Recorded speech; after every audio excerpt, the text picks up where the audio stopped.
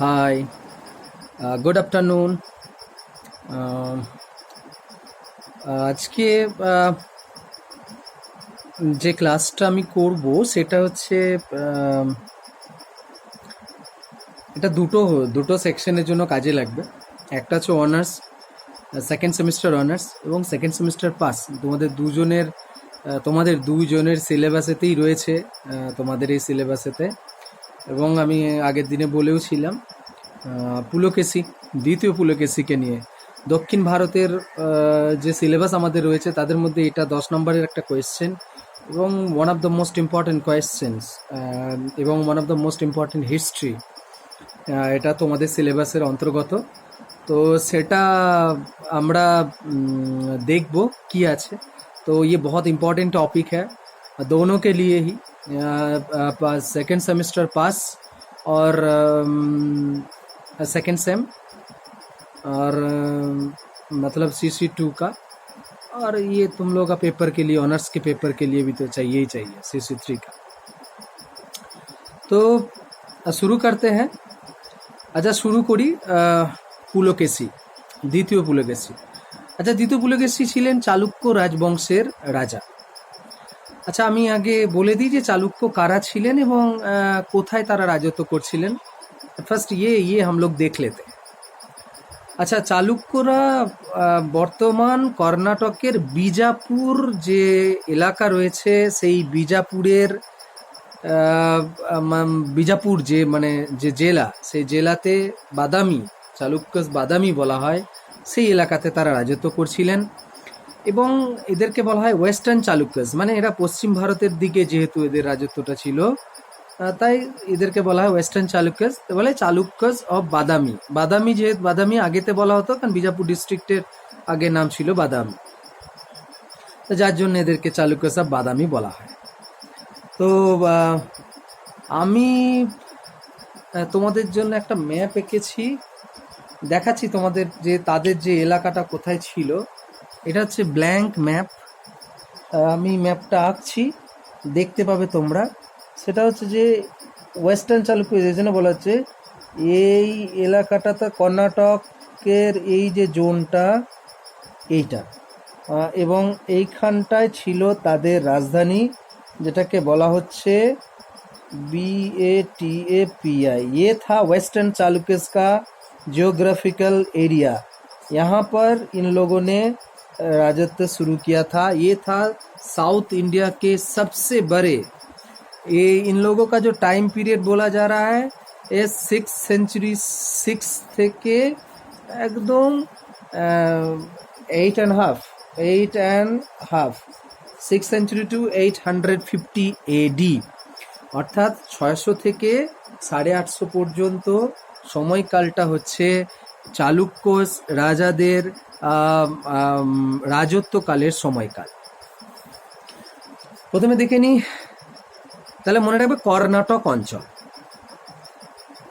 চালুক্যস কারা ছিলেন এই নিয়ে ঐতিহাসিকদের মধ্যে, দুজন ঐতিহাসিকদের মধ্যে বিতর্ক আছে। ये डिबेट है दो हिस्टोरियंस के बीच। विंसेंट स्मिथ ये ब्रिटिश हिस्टोरियंस है, इनका एक फेमस बुक है, उस बुक का नाम है Oxford history of British India. ये उस जमाने में लिखा गया था जहाँ पर जब भारत में अंग्रेज हमारे देश में एजुकेशन सिस्टम को चलाए थे। ठीक है, तो ये उस वक्त का है जिस वक्त के लिए ये सिस्टम हम लोगों को अंग्रेज वालों ने स्कूल में पढ़ाने के लिए सिलेबस तैयार कर रहे थे।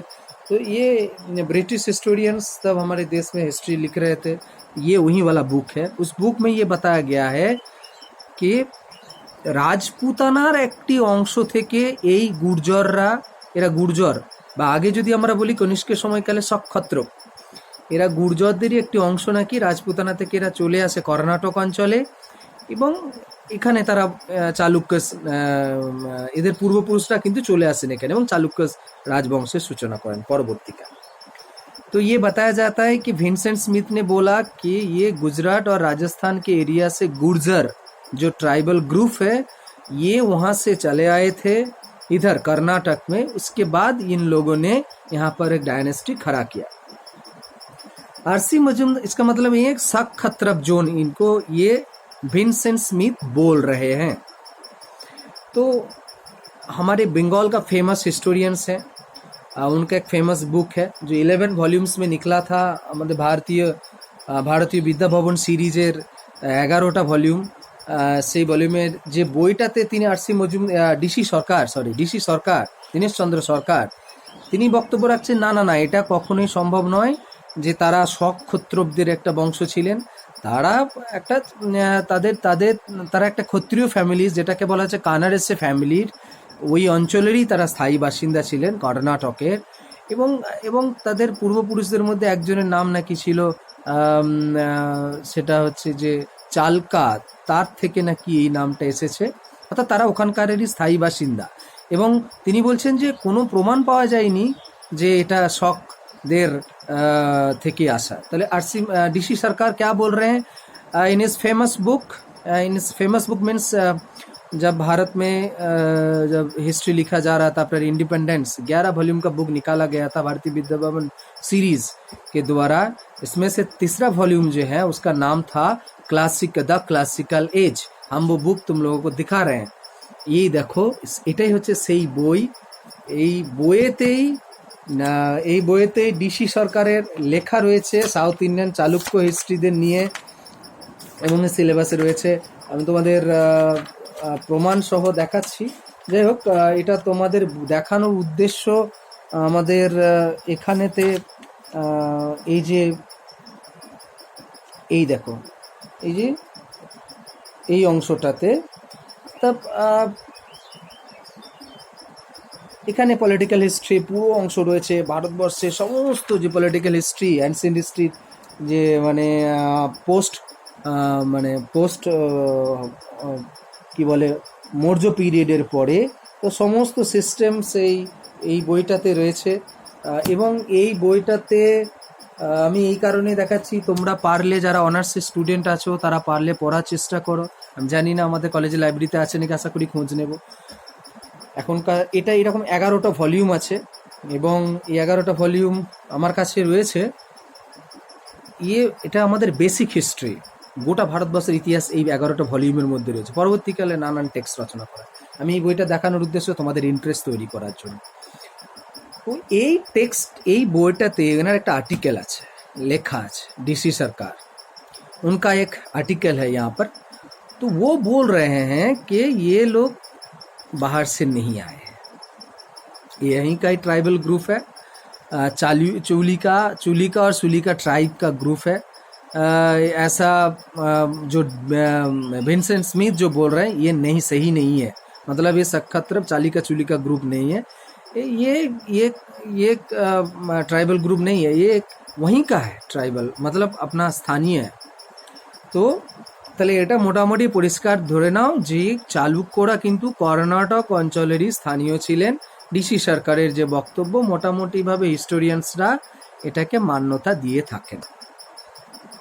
ওকে, নাও চালুক্যস রাজবংশের যে টোটাল সময়কাল 6 থেকে, তাহলে কি বলবো, 6 থেকে 850, 600 থেকে 850 খ্রিস্টাব্দ পর্যন্ত সময়কালে তারা রাজত্ব করেছেন এই কর্ণাটক অঞ্চলের পশ্চিম সাইডটায়, যেটা আমি তোমাদের এই কিছুক্ষণ আগে ম্যাপে এঁকে हम जो यहाँ पर दिखाए, western side Karnataka zone till south तक, ये इस जोन में चालुक्यस लोगों ने রাজত্ব किया था। তো আমি রাজাদের নাম বলে দিই। যে রাজা প্রথম রাজত্ব শুরু করেছিলেন তার নাম জয়সিমহা।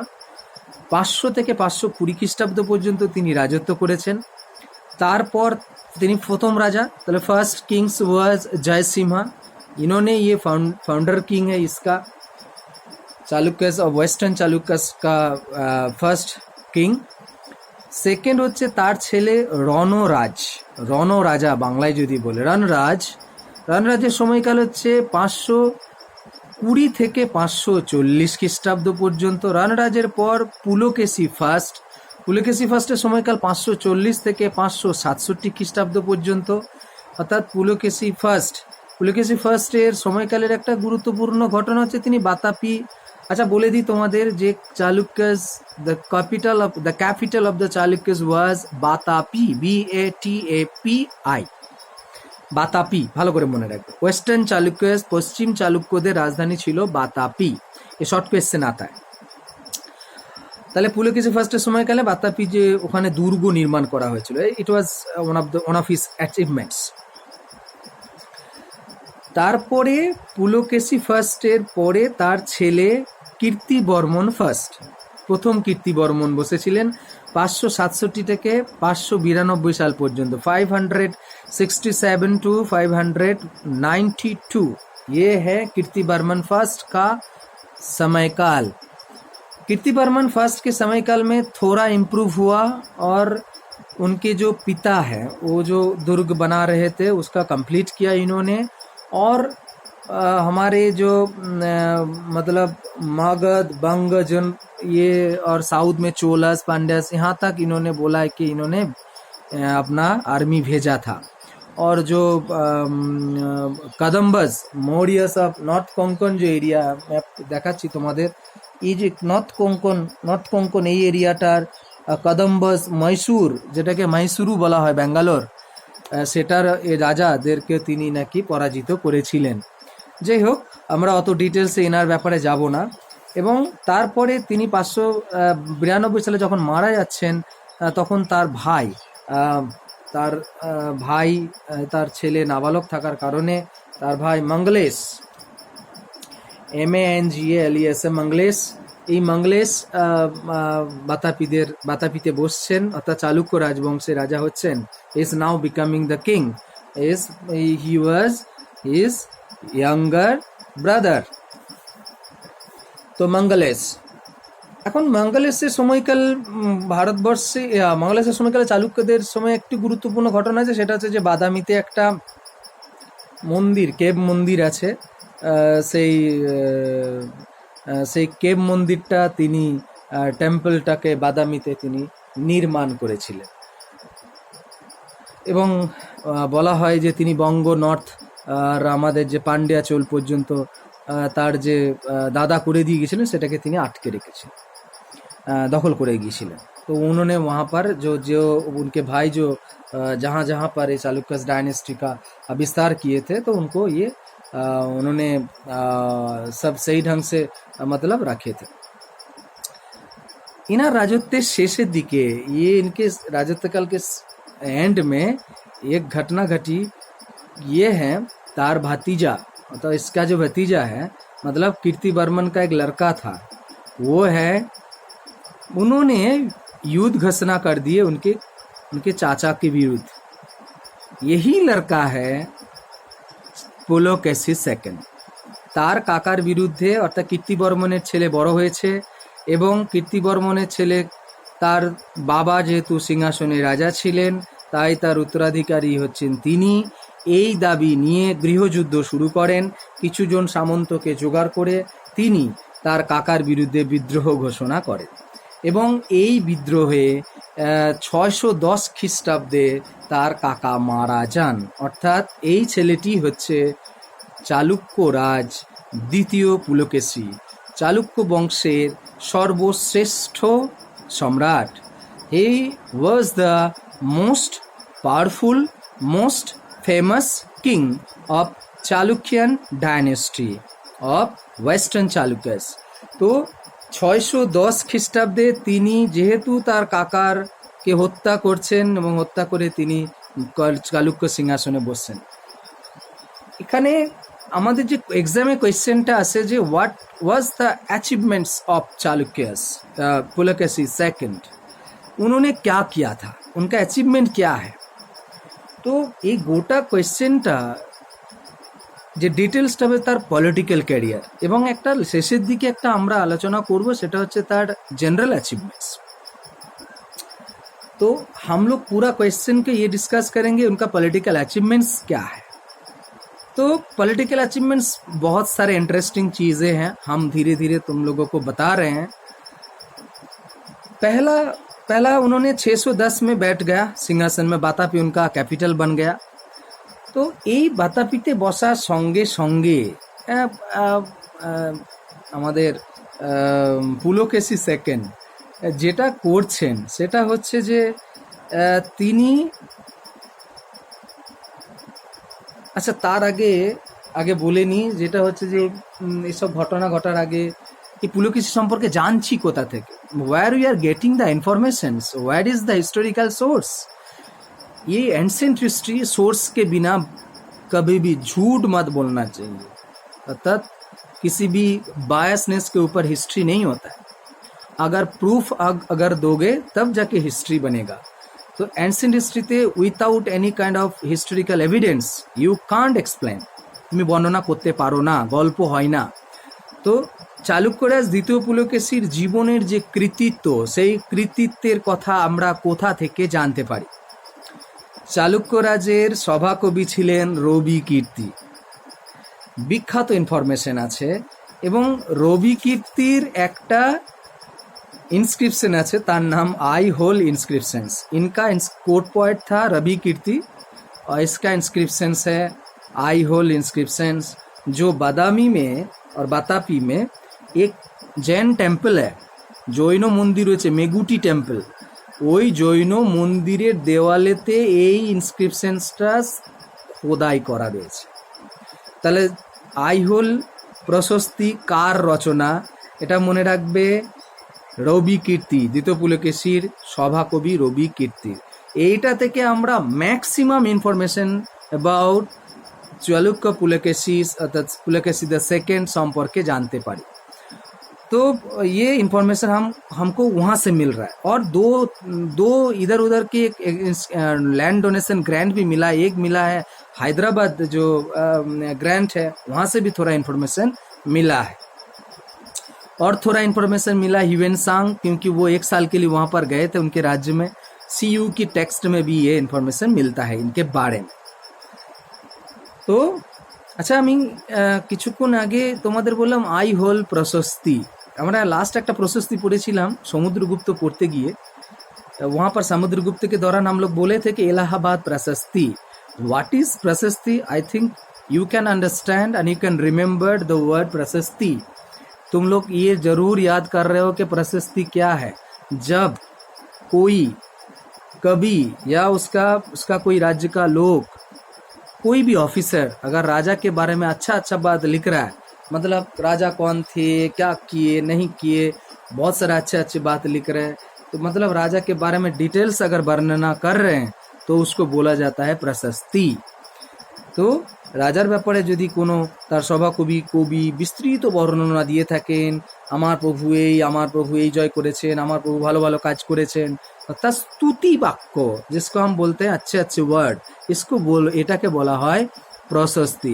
I think you are now you can understand. তো আশা করি তোমরা সবাই বুঝতে পেরেছো। প্রশস্তি মানে হচ্ছে রাজার স্তুতি বাক্য, মানে ভালো ভালো কথা।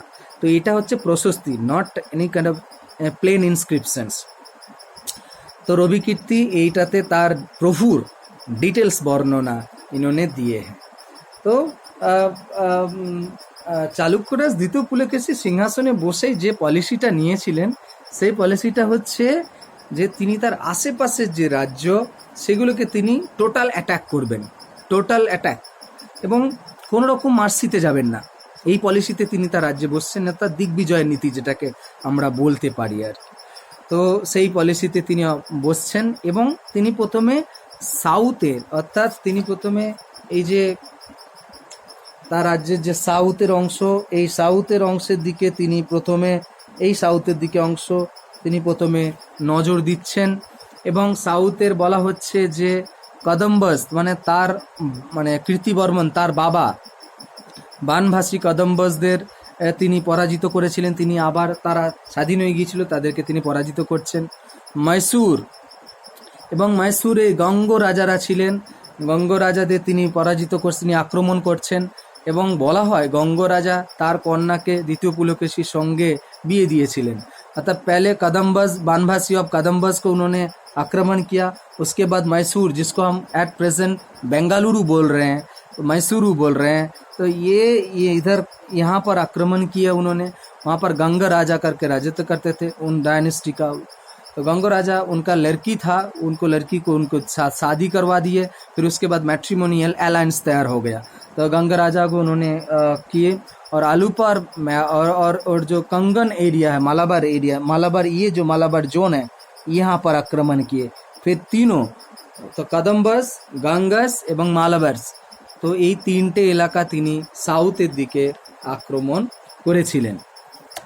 এবং এবং এখানে একটা ইন্টারেস্টিং তথ্য আছে, এইখানে মহারাষ্ট্রের যে এই এলাকাটায়, ঠিক এই এলাকাটা মহারাষ্ট্রে মুম্বাই যে এলাকাটা, এই গঙ্গ রাজাদের অন্যতম গুরুত্বপূর্ণ সিটি ছিল পুরী। তো এই পুরীতেই একটা বিখ্যাত কেভ রয়েছে, এলিফ্যান্টা কেভ, এটা শৈব কেভ বলা হয়, শৈবা কেভ। এলিফ্যান্টা কেভেতে শিবের নানান মূর্তি রয়েছে ওখানে, অত্যন্ত ফেমাস জায়গা, ঔরঙ্গাবাদের কাছাকাছি আছে মহারাষ্ট্রের, এবং হিস্টোরিক্যাল প্লেস, ইউনেস্কোর वर्ल्ड हेरिटेज साइटेर मध्य এটা পড়ে। बहुत ही टूरिस्ट विजिट करते हैं यहाँ पर केव बना हुआ है। तो এটা হচ্ছে সেই পুরী এলাকা, যার বর্তমান নাম এলিফ্যান্টা। তো এই এলাকায় অর্থাৎ সাউথের দিকে তার যাওয়ার পর তিনি যেটা করছেন, এবার তিনি কি করছেন দেখো, এই যে নর্থের দিকে আসছেন, নর্থে এই এলাকাটায় তিনি আক্রমণ চালাচ্ছেন। অর্থাৎ এই যে আমি আঁকলাম এই এলাকাটায়, এখানে তিনটে ছোট ছোট রাজ্যের কথা বলা হচ্ছে। এক, গুজরাট। তখনকার দিনে গুজরাট এত বড় ছিল না, সেটাকে আমরা মানে গুজরাট যেটাকে বলতে পারি সেটা হচ্ছে লাটো, LATA, লাটো আর গুজরাট। একটা হচ্ছে মালওয়া, যেটা আমাদের গুজরাটের মধ্যপ্রদেশের বর্ডার এলাকা পড়ে মালওয়া। আর একটা পড়ছে সেটা হচ্ছে গুর্জর, যেটা রাজস্থানের এলাকায় পড়ছে। তাহলে লাটো, গুজরাট, উত্তর ভারতের উত্তরের দিকে, তার রাজত্বের উত্তরের দিকে তিনি এবার মন দিচ্ছেন। এবং সেখানে তিনি লাটো বা গুজরাট আক্রমণ করছেন। তারপরে তিনি আক্রমণ করছেন মালওয়া, তারপরে তিনি আক্রমণ করছেন গুজর। তিনটে উপজাতি গোষ্ঠী রাজাদের তিনি আক্রমণ করছেন এবং তিনজনকেই পরাজিত করছেন। এবং ये तीनों को ही वो पराजित कर रहे हैं।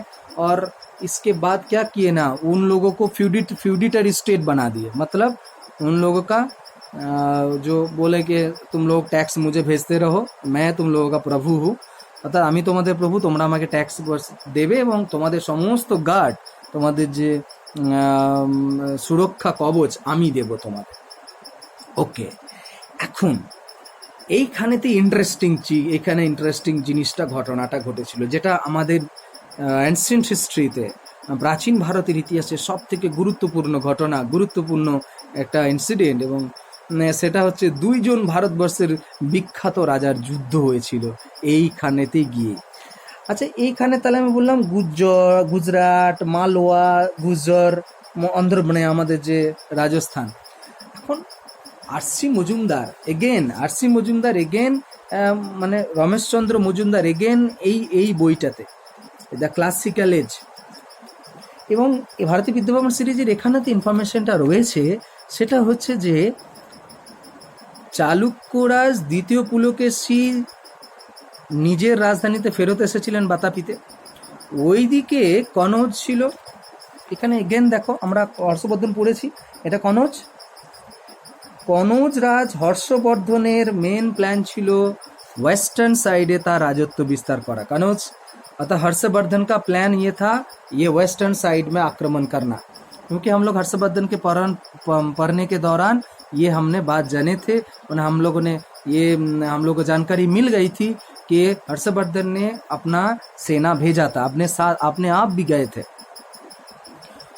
বলা হয়, হিস্টোরিয়ানস আরসি মজুমদার বলছেন যে এখানেই তার সাক্ষাৎ হয়েছিল হর্ষবর্ধনের সঙ্গে। আমাদের যে ফেমাস যুদ্ধের কথা বলা হয় হর্ষবর্ধন এবং চালুক্যরাজ দ্বিতীয় পুলকেশীর, সেটা হচ্ছে এই এলাকাতে। এখানেতেই নদী রয়েছে নর্মদা নদী। এই নর্মদা নদী তীরেতেই কোনো একটা জায়গাতে নাকি তাদের সঙ্গে সাক্ষাৎ হয়েছে। আচ্ছা, কি হচ্ছিল ঘটনা, what happens at that period of time? তাহলে গুজরাট, মালওয়া, গুজ্জর এই তিন অংশে হর্ষবর্ধন আক্রমণ করতে এসেছেন। तारा साहाଯ୍य प्रार्थना करছেন কার? দ্বিতীয় पुलकेशी। अब आक्रमण करने आए हर्षवर्धन और ये लोग का प्रोटेक्शन कौन देने के लिए बात किए थे? पुलकेशी पुलकेशी फिर जा रहा है बहुत बड़ा सेना लेके, सेना का टुकड़ी लेके जा रहे हैं, बहुत बड़ा लेके जा रहे हैं। और ইতিহাসে বলা হয়েছে চালুক্যরাজ দ্বিতীয় পুলকেশীর আই হোলস প্রশস্তিতে বলা হয়েছে যে এই সামনাসামনি হর্ষবর্ধনের সঙ্গে এবং চালুক্যরাজ দ্বিতীয় পুলকেশীর যুদ্ধ হয়েছিল এবং এই যুদ্ধে সরাসরি হর্ষবর্ধন পরাজিত হয়েছিলেন এবং এই যুদ্ধের শেষে নাকি এটা একটা স্থির হয়েছিল যে নর্মদা নদীর পূর্ব তীর হয়েছিল হর্ষবর্ধনের এলাকা এবং পশ্চিম তীর ছিল, পশ্চিম তীরে হর্ষবর্ধন যাবেন না এটা ঠিক করা হয়েছিল এই যুদ্ধের পর, এবং পশ্চিম তীর হয়েছিল পুলকেশীর জায়গা। অর্থাৎ হর্ষবর্ধনের যে উত্তর পূর্ব পশ্চিম ভারতবর্ষের সাম্রাজ্য বিজয়ের যে স্বপ্ন সেটা দ্বিতীয় পুলকেশী আটকে দিয়েছিলেন। এবং এটা বলা হয়েছে যে দ্বিতীয় পুলকেশী এই যুদ্ধের পর তিনি একটা বিখ্যাত উপাধি নিয়েছিলেন, সেটা হচ্ছে পরমেশ্বর। পরমেশ্বর উপাধি তিনি নিয়েছিলেন হর্ষবর্ধনকে পরাজিত করার পর। এই তথ্যটা परमेश्वर द टाइटल ये उन्होंने लिया हर्षवर्धन को पराजित करने के बाद। तो विंसेंट स्मिथ अगेन ये बोल रहे हैं कहाँ पर ये युद्ध हुआ था, कब हुआ था। विंसेंट स्मिथ ये बोल रहे हैं कि 612 के आसपास ये हुआ था और नर्मदा नदी के ठीक यहीं पर हुआ है। तो आरसी मजुमदार এবং ডিসি আরসি মজুমদারের বক্তব্য তো আছে, ডিসি সরকার এগেন ডিসি সরকার বলছেন যেটা মানে নর্মদা নদী তীরে হয়নি এবং এটা মিনিমাম হয়েছিল 634 খ্রিস্টাব্দের কাছাকাছি সময়কালেতে এবং নর্মদা নদী থেকে আরও উত্তরের দিকে গিয়ে কোনো একটা জায়গাতে বিদ্রোহটা এই যুদ্ধটা হয়েছিল এবং এই যুদ্ধে যে হর্ষবর্ধন পরাজিত হয়েছিল এটা কিন্তু প্রমাণিত।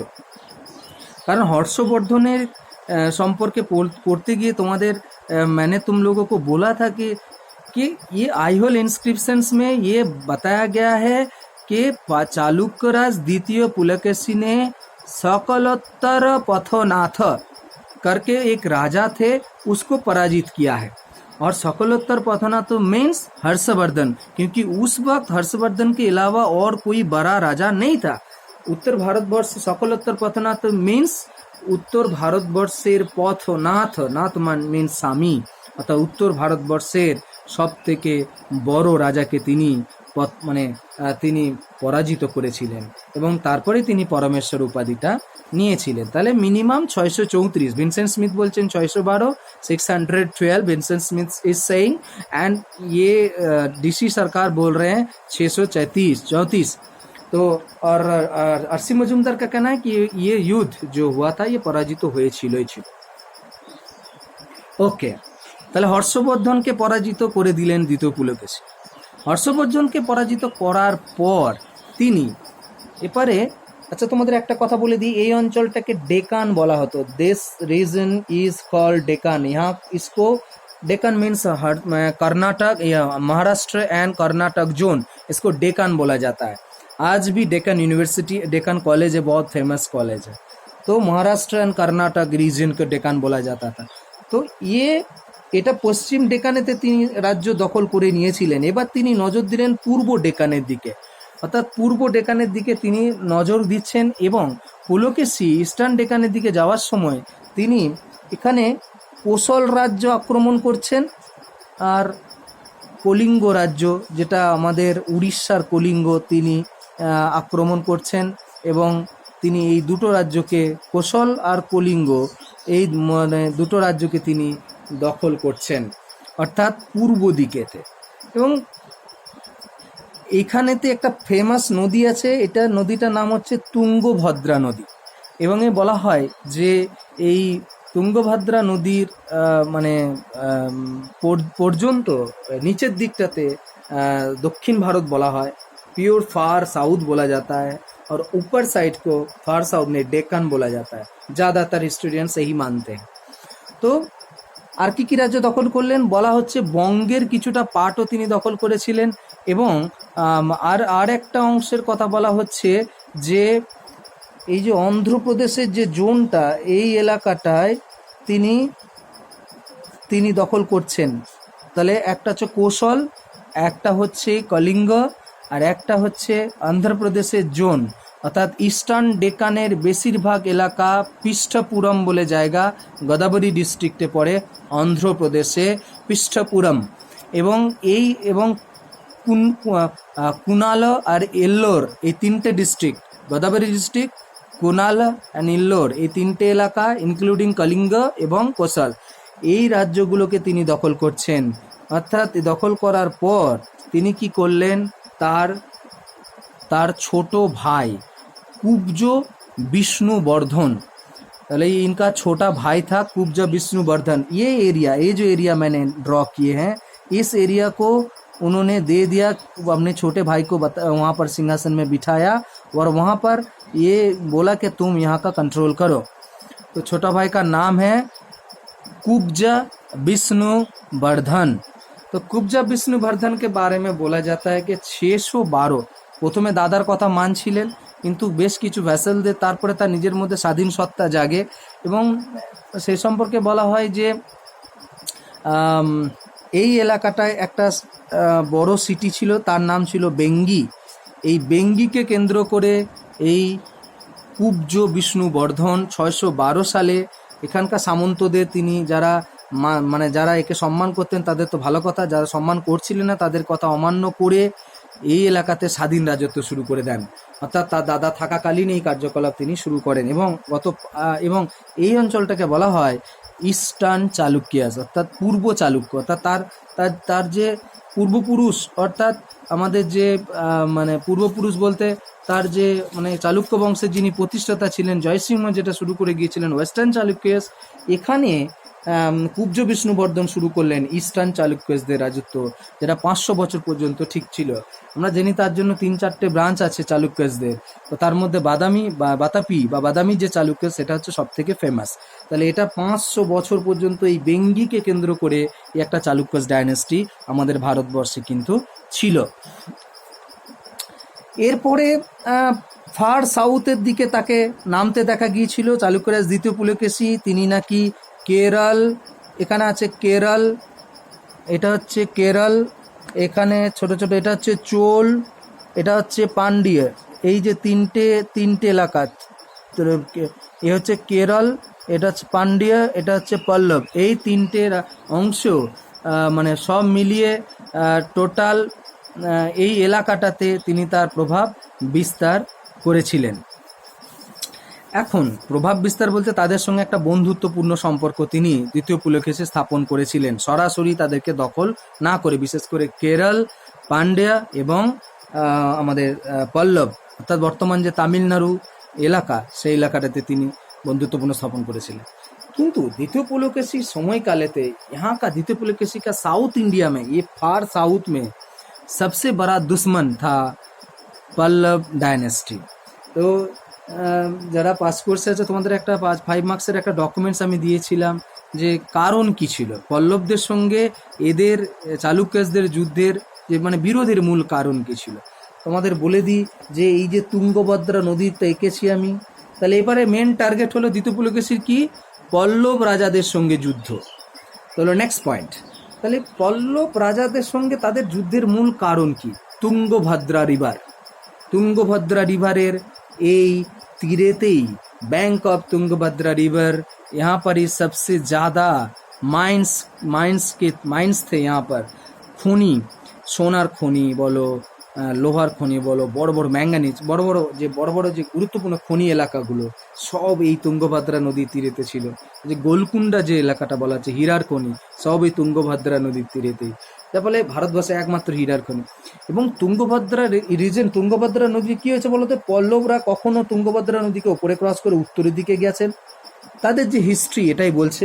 আবার চালুক্যরাও কখনো তুঙ্গভদ্রা নদী ক্রস করে সাউথের দিকে গিয়েছেন এবং এভাবেই তাদের বংশ পরম্পরায় যুদ্ধ চলেছে। কিন্তু দ্বিতীয় পুলকেশীর সময়কালে পল্লব, যেহেতু দ্বিতীয় Pulakeshi one of the most powerful kings of the Chalukyas, তো তিনি दिग्विजय বেরিয়েছেন এবং তিনি तो वो तो दिग्विजय पे निकले हैं, सब जगह को वो कैप्चर कर रहे हैं। तो इसी के तहत तो ये पल्लव डायनेस्टी को आक्रमण कर रहे हैं। तो पल्लव রাজাদের রাজধানী ছিল কাঞ্চি।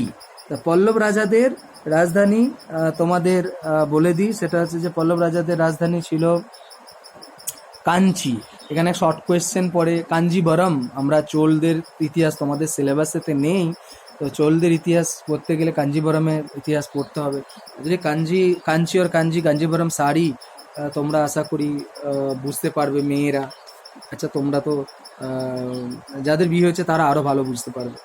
তো কাঞ্জিবরম শাড়ি পাওয়া যায়। এই কাঞ্চি ছিল পল্লব রাজাদের রাজধানী। চালুক্যরাজ দ্বিতীয় পুলকেশী ঠিক করলেন পল্লব রাজ্য আক্রমণ করবেন। সেই সময়ে পল্লব রাজা ছিলেন মহেন্দ্র বর্মন ফার্স্ট, অর্থাৎ প্রথম মহেন্দ্র বর্মনের টাইম পিরিয়ডটা বলে দিই 600 থেকে 630 খ্রিস্টাব্দ। চালুক্যরাজ দ্বিতীয় পুলকেশী বিশাল সেনা নিয়ে, এই দেখো পল্লব রাজবংশ একসাথে হিজবিজি হয়ে গেছে।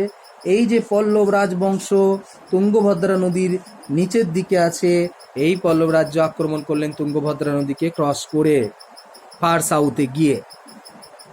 এই যুদ্ধে মহেন্দ্র বর্মন ফার্স্ট পরাজিত হো রহে হ্যাঁ, পরাজয় স্বীকার করলেন মহেন্দ্র বর্মন ফার্স্ট।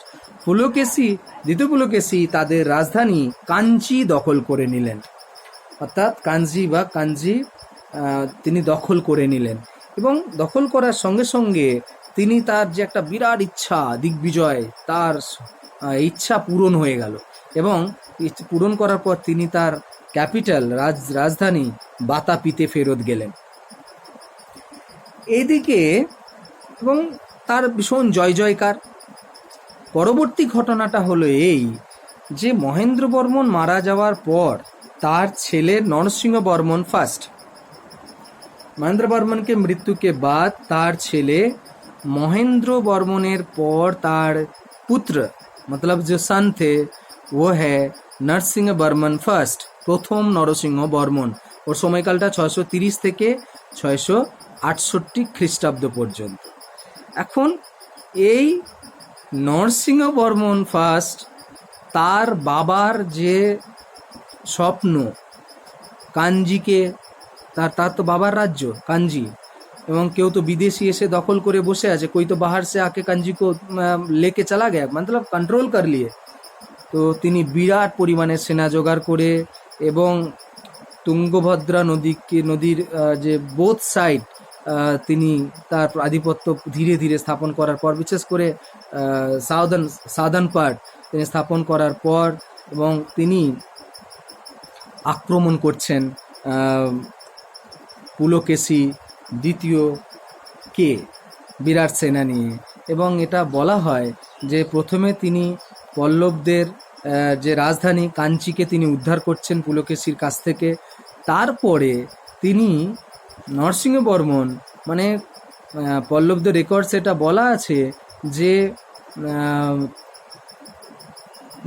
মানে বিশাল সেনাবাহিনী নিয়ে তুঙ্গভদ্রা নদী বিশেষ করে ক্রস করছেন। এবং এটা বলা হয় যে কাবেরী নদীর এবং তুঙ্গভদ্রা নদীর যে এলাকা অত্যন্ত উর্বর এলাকা, এবং এই তুঙ্গভদ্রা নদীর ঠিক ওপর পাটেতে গিয়ে নাকি একটা জায়গাতে যুদ্ধ হয়েছিল, যেটাকে বলা হয় তাদের যে রাজধানীতে ঢুকছেন সেনাবাহিনী নিয়ে, অর্থাৎ नरसिंह बर्मन फास्ट बहुत बड़ा सेना लेके पहले तो कांजी को उन्होंने कंट्रोल में किया, उसके बाद पुलकेशी के राज्य में गए, कैपिटल वहाँ पर बातापी युद्ध बोला जाता है, बैटल ऑफ बातापी বলা হয় হিস্ট্রির অত্যন্ত গুরুত্বপূর্ণ যুদ্ধ, যেটার সময়কাল সম্পর্কে বলা হয়েছে 642 খ্রিস্টাব্দ, 642 में ये युद्ध हुआ था, बैटल ऑफ बातापी। কার সঙ্গে কার? পল্লব রাজা প্রথম নরসিংহ বর্মনের সঙ্গে চালুক্য রাজা দ্বিতীয় পুলকেশী, এবং এই যুদ্ধে দ্বিতীয় পুলকেশী পরাজিত হন। এবং এই যুদ্ধে পরাজিত শুধু হন না, তিনি এই যুদ্ধ করার পরে তিনি যুদ্ধক্ষেত্রে তিনি মারা যান, অর্থাৎ इसका मौत भी हो गया था। 642 में इनका मौत हो गया था। অর্থাৎ এই বলা হয় নরসিংহ বর্মন ফার্স্ট দ্বিতীয় পুলকেশীকে পরাজিত করার পরেই তিনি বাতাপিকন্ড মানে বাতাপি হচ্ছে তাদের ক্যাপিটাল, চালুক্যদের ক্যাপিটাল, কন্ড মানে স্বামী, তো সেখানে প্রভু, তো বাতাপিকন্ড এখানে বলা হয়েছে চালুক্যরাজ দ্বিতীয় পুলকেশীকে। তাকে তিনি পরাজিত করেছিলেন। এটা নরসিংহ বর্মনের ইনস্ক্রিপশনেতে রয়েছে এবং চালুক্যরা হিস্টোরিয়ানসরাও মেনে নিয়েছেন। Historians are all agreed that Pulakeshi second इस युद्ध में पराजित हुआ था और उनका इस युद्ध में मौत हो गया था।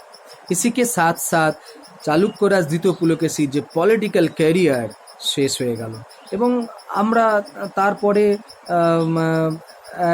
একজন তার ছেলের নাম পাই। তার মানে এটা নয় যে যে চালুক্য রাজবংশ পুরোপুরি শেষ হয়ে গিয়েছিল। পরবর্তীকালে তার ছেলেরা সিংহাসনে বসেছেন, বিশেষ করে বিক্রমাদিত্য ফার্স্ট তিনি সিংহাসনে বসেছেন এবং পরবর্তীকালে আরও কিছুদিন চালুক্য রাজবংশ চলেছিল।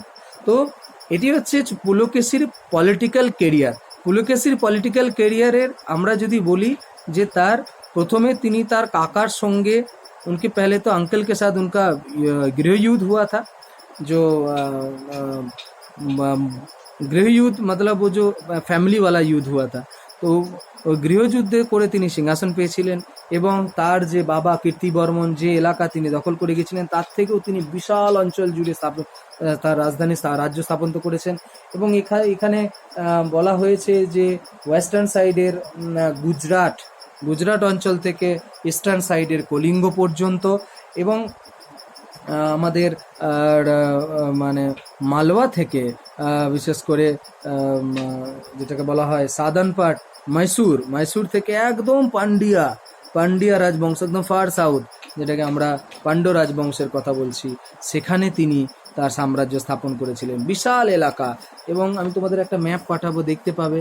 তো এই পুরো দক্ষিণ ভারতের জুড়ে দ্বিতীয় পুলকেশী তার সাম্রাজ্য স্থাপন করেছিলেন এবং এত বড় সাম্রাজ্য কেউ চালুক্য রাজবংশে কেউ স্থাপন করে যেতে পারেননি। এই জন্য শুধুমাত্র চালুক্যের নয়, অ্যানসিয়েন্ট হিস্ট্রির one of the greatest king একে বলা হয়, বাতাপিকন্ডা, অর্থাৎ আমাদের চালুক্যরাজ দ্বিতীয় পুলকেশীকে। দ্বিতীয় পুলकेशीर এটা पॉलिटिकल करियर गलो, किंतु जेहेतु हमारे क्वेश्चनটা हम लोगों को अचीवमेंट्स लिखना है, अचीवमेंट्स के बारे में और 2-3 बातें हम बता दे रहे हैं कि तुम लोगों को हम एक PDF भेजेंगे, इंग्लिश वाला, बांग्ला वाला तो तुम लोगों को मिल जाएगा, किसी भी बुक से मिल जाएगा। তো এই কিছু অ্যাচিভমেন্টসটা হচ্ছে যে 2-3টা অ্যাচিভমেন্ট হয়েছিল। সেটা হচ্ছে যে তিনি নিজে ব্যক্তিগতভাবে বৈষ্ণব ছিলেন এবং তিনি শুধুমাত্র যুদ্ধই করেননি, তিনি বিভিন্ন মানুষদের বিভিন্ন ধর্মের প্রতি তার একটা ভীষণ দয়ালু ভাবনা চিন্তা সব সময় ছিল, যার জন্য তার ইনস্ক্রিপশনে আমরা দেখেছি ওই যে আদি বরাহ টাইপের, যে আদি বরাহ মানে বিষ্ণু যে অবতারের কথা বলা হয় তার ফিগার সবসময় ইনস্ক্রিপশনগুলোতে লেখা থাকে, ছাপ মানে আঁকা মানে খোদাই করা ছিল, যার জন্য আমরা বুঝতে পারছি উনি বৈষ্ণব ছিলেন। এছাড়া তার শৈবদের তিনি নানান ধরনের মন্দির এবং স্পন্সর করেছেন মংদের জন্য। হিউয়েনসাং 640-41 সালে তিনি হিউয়েনসাং মানে ভিজিট করেছিলেন এই তার রাজত্বকালেতে, অর্থাৎ হিউয়েনসাংয়ের সময়কালের সম্পর্কে বলা হয়ে থাকে যে 641 এবং 642 সালে তিনি 1 বছর ছিলেন ওখানে, 2 বছরের কথাই বলা হয়। এবং হিউয়েনসাং গিয়ে তিনি দেখেছিলেন যে ওখানেতে বৌদ্ধরা রয়েছেন, 5000 বৌদ্ধ নাকি ছিলেন চালুক্যরাজ দ্বিতীয় পুলকেশীর রাজত্বকালে। এবং তিনি একটা বিখ্যাত জৈন মন্দির নির্মাণ করেছেন, মেগুটি জৈন মন্দির, এবং এটা তিনি মন্দিরটা নির্মাণ করে দিয়েছিলেন নিজে বৈষ্ণব। এবং এই মেগুটি মন্দিরের দেওয়ালেতেই আইহোল ইনস্ক্রিপশনসটা আছে। তো আইহোল ইনস্ক্রিপশনস কা है ये इस मंदिर के दीवार पर ही मेगुटी टेम्पल ऑफ मेगुटी जैन टेम्पल्स। तो ये है। और भारत में और एक इंटरेस्टिंग चीज़ पुलकेशी के दौरान हुआ था। তো তোমাদের একটা শর্ট কোয়েশ্চেন আসতে পারে যে হিউয়েনসাং যখন দক্ষিণ ভারত গিয়েছিলেন তখন চালুক্য রাজা কে ছিলেন, হু ওয়াজ দ্য, আমি মনে তোমাদের এই শর্ট কোয়েশ্চেনটা লিখিয়েছি মনে হয়, who was the Chalukyan king when Hiuen Tsang visited there. इसका आंसर है চালুক্যরাজ দ্বিতীয় Pulakeshi second, Pulakeshi the second. Pulakeshi দ্বিতীয় পুলকেশী সময়কালেতে এই হিউয়েনসাং ওখানে গিয়েছিলেন। এমনিতে হিউয়েনসাং হর্ষবর্ধনের রাজত্বে দীর্ঘদিন সময় কাটিয়েছেন। তো এর সময় একটা ইন্টারেস্টিং চিজ ঘটনা হচ্ছে, দক্ষিণ ভারতের রাজা হলেও তার যে বিদেশিদের সাথে ভীষণ ভালো সম্পর্ক ছিল তার প্রমাণও আমাদের কাছে আছে। এবং একজন হিস্টোরিয়ানদের কথা নামে বলা হচ্ছে 9th সেঞ্চুরি একজন পার্সিয়ান হিস্টোরিয়ান আল তাবেরি তার একটা রিটেন ডকুমেন্টসে তিনি বলছেন যে সাসানিয়ান রাজা অর্থাৎ পার্সিয়ান রাজা সাসানিয়ান খুসরু দ্বিতীয় খসরুর কাছে বিশেষ ধরনের গিফট এবং তিনি তার ছেলে বিক্রমাদিত্য ফার্স্ট সহ একটা টিম পাঠিয়েছিলেন দূত হিসেবে তার সঙ্গে সম্পর্ক ভালো করার জন্য। অর্থাৎ কোথায় পারস্য রাজা পার্সিয়ান কিং সেখানে তিনি পাঠাচ্ছেন, বর্তমান ইরান আমরা যদি বলি এখনকার লোকেশন, তিনি পাঠিয়েছিলেন তার ছেলে এবং প্রেস্টিজিয়াস গিফটস পাঠিয়েছিলেন এবং একটা লেটার পাঠিয়েছিলেন বন্ধুত্বপূর্ণ সম্পর্ক স্থাপন করার জন্য। একজন সাউথ ইন্ডিয়ান রাজা তিনি পাঠাচ্ছেন পারস্যের রাজার কাছে। তো এবং ইন রিটার্ন বলা হয় যে পারস্য রাজা ফারুক মানে আমাদের খসরু দ্বিতীয় খসরু নাকি তিনি রিটার্ন একটা দল পাঠিয়েছিলেন তার রাজত্বকালেতে। तो ये फारूक मतलब खसरू सेकंड के राज दरबार में ये चालुक्य द्वितीय पुलकेशी इन्होंने अपना लड़का विक्रमादित्य फर्स्ट और उसके साथ एक लेटर और प्रेस्टिजियस गिफ्ट्स भेजे थे एज ए फ्रेंडशिप बनाने के लिए। और ये बोला जाता है कि वहाँ से भी एक टीम आए थे एज ए फ्रेंडशिप एनवॉय जिसको हम बोलते हैं, वो एनवॉय यहाँ पर आए थे। এর প্রমাণ কোথায় আছে জানো? এর প্রমাণ ঐতিহাসিকেরা বলছেন বিশেষ করে 1870-তে আমাদের ব্রিটিশ ইস্ট ইন্ডিয়ান কোম্পানির একজন বিশ্ববিখ্যাত অফিসার এবং ছিলেন জেমস ফার্গুসন, ইনি একজন আর্ট হিস্টোরিয়ান। অজন্তাতে, মহারাষ্ট্রের অজন্তা যে কেব রয়েছে, মহারাষ্ট্র অজন্তা কেবেতে যে পেন্টিং রয়েছে, যে ফার্স্ট কেবটা, সেই কেবটাতে একটা পিকচার আছে। সেখানে দেখা যাচ্ছে যে প্রমাণটা কেমন দিচ্ছেন দেখো, যে পার্সিয়ানদের সাথে দ্বিতীয় পুলকেশীর সম্পর্ক। তো এই অজন্তার কেপ পেন্টিংটাও কিন্তু এই সময়তেই নির্মাণ করা হয়েছে, বাকাটকদের সময়কালে, প্রায় সমসাময়িক। এবং ওখানেতে একজন রাজা বসে আছেন আর একজন বিদেশি কাপড় পরা বেশ দল ঘিরে রয়েছে তাকে। তো এটা অনুমান করা হচ্ছে ওটা পারস্য দেশের ড্রেস, ওরা বিজনেস করতে এসেছিলেন, এটা অনুমান করা হচ্ছে যে তারা নাকি সেই সূত্রে নাকি এসেছিলেন। এবং এটা হয়েছিল চালুক্যরাজ দ্বিতীয় पुलकेशी 26तम रेगनल ईयर 26 रेगनल ईयर में ये लोग टीम आए थे। और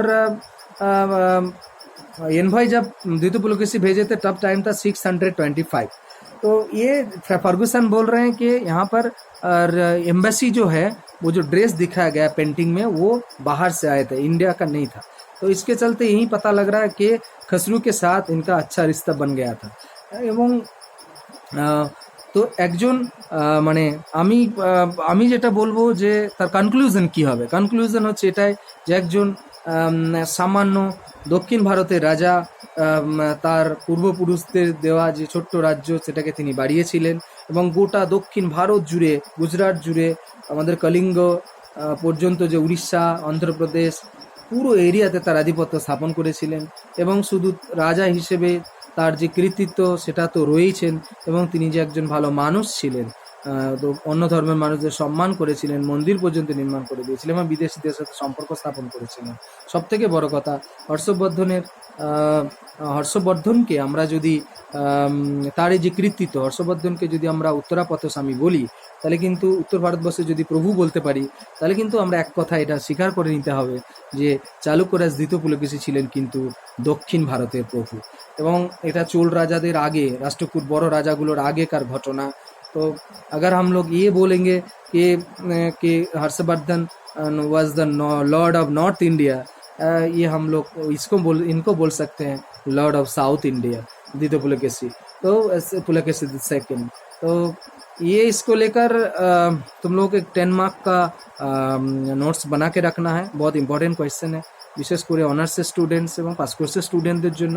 সাউথ ইন্ডিয়ান পলিটিক্স থেকে এটাই আমি দুটো কোয়েশ্চেন করতে বললাম, একটা হচ্ছে যে পল্লব আর্ট আর একটা বললাম এই পলিটিক্যাল হিস্ট্রি কোয়েশ্চেন থেকে। তো আপাতত তোমাদের CC3 সিলেবাস এখানেই শেষ করছি আমরা, এবং তোমাদের একটা সাজেশন আমি দিয়ে দেবো খুব রিসেন্ট। আর শর্ট কোয়েশ্চেন তো বলে দিয়েছি, আর পাস কোর্সেরও তোমাদের আর কোনো কোয়েশ্চেন দিচ্ছি না, তোমাদেরও আরেকবার বলে দেবো।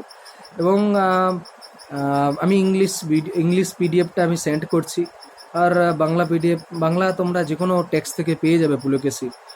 তো আমার কাছে যদি থেকে থাকে আমি অবশ্যই সেন্ড করব, কিন্তু দিলীপ গাঙ্গুলি বা সুনীল চট্টোপাধ্যায় বা যার ভাস্কর, আমাদের যে গোপালচন্দ্র সিনহা, যে কোনো বই থেকেই তোমরা পেয়ে যাবে।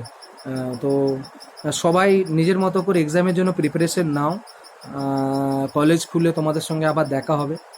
তোমাদের একবার বলিনি, সেটা হচ্ছে যে আমরা অনলাইন ক্লাসের অংশগ্রহণ করেছিলাম, কিন্তু আমি ডাইরেক্ট অনলাইনে যেতে চাইনি। আমরা এইবার এটা এটা ডাইরেক্ট ক্লাস, এর মধ্যে বক্তব্যের ক্লাস, যার ফলে এখানে কতটা শিক্ষার বিকাশ ঘটবে আমি জানি না। তাই যতটা হেল্প করতে পারলাম আমরা করলাম, সমস্ত টিচাররা মিলে করলাম। এবং তোমাদের যদি কারোর কোনো কিছু জিজ্ঞাসা থাকে, তোমাদের আবার বলছি, as a head of the department তোমরা সমস্ত ম্যাডাম স্যারদেরকে জিজ্ঞাসা করতে পারো, এবং অবশ্যই জিজ্ঞাসা করো, নানান ধরনের প্রশ্ন থাকতেই পারে।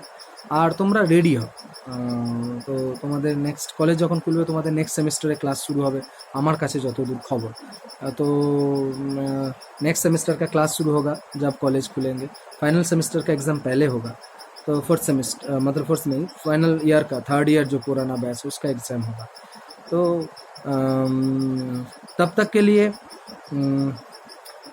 अच्छी तरह से रहो, सेफ रहो, और किसी की बातों में मत आओ, ठीक है। अपने आप घर में रहो और पढ़ाई करो। बाय बाय, चलो बेस्ट ऑफ लक।